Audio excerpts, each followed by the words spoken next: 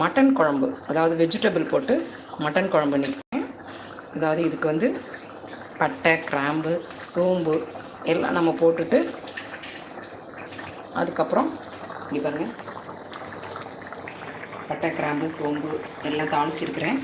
வெங்காயம், சின்ன வெங்காயம் தான் போடணும், பெரிய வெங்காயம் போடக்கூடாது. சின்ன வெங்காயம் போட்டு ஒரு 4 தக்காளி புளிப்புக்கு வந்து நாட்டு தக்காளி போட்டிங்கன்னா நல்லாயிருக்கும். பெங்களூர் தக்காளி நல்லா இருக்காது மட்டன் குழம்புக்கு. அது நல்லா வதங்கினதுக்கப்புறம் இஞ்சி பூண்டு பேஸ்ட் போட்டு நல்லா வதக்கிடணும். வதக்கிட்டு அதுக்கப்புறம் நம்ம வந்து கொஞ்சமாக தண்ணி ஊற்றி நாம் வேக வச்சிடணும். கொஞ்சம் மஞ்சள் பொடி போட்டு வேக வச்சிடணும். இந்த மட்டன் நல்லா வெந்ததுக்கப்புறம் நம்ம குக்கரில் கூட வச்சுக்கலாம். நான் வந்து எப்போதுமே ரொம்ப அதிகமாக நான் குக்கரில் வைக்க மாட்டேன். இந்த மாதிரி டைரெக்டாக வச்சோம்னா நமக்கு நல்லா வாசனையாக இருக்கும் குழம்பு. இதில் வந்து நான் வெஜிடபிள்ஸ்லாம் போட்டிருக்கேன் மட்டன் குழம்புல. அதாவது முருங்கைக்காய், கத்திரிக்காய் எல்லாமே போட்டிருக்கேன் நான். நல்லாயிருக்கும் இது.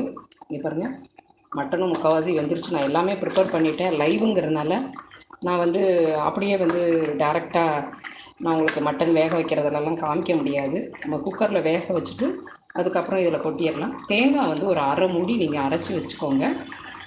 அதில் வந்து நம்ம சோம்பு போட்டு அரைச்சிக்கலாம், இல்லைன்னா வெறும் தேங்காய் கூட போட்டுக்கலாம். போட்டுட்டு நான் வந்து இதில் கொஞ்சமாக மட்டன் மசாலா பொடி போட்டிருக்கேன்.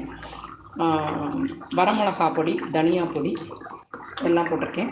போட்டுட்டு பாருங்கள், நல்லா இருக்குதுல்ல இது.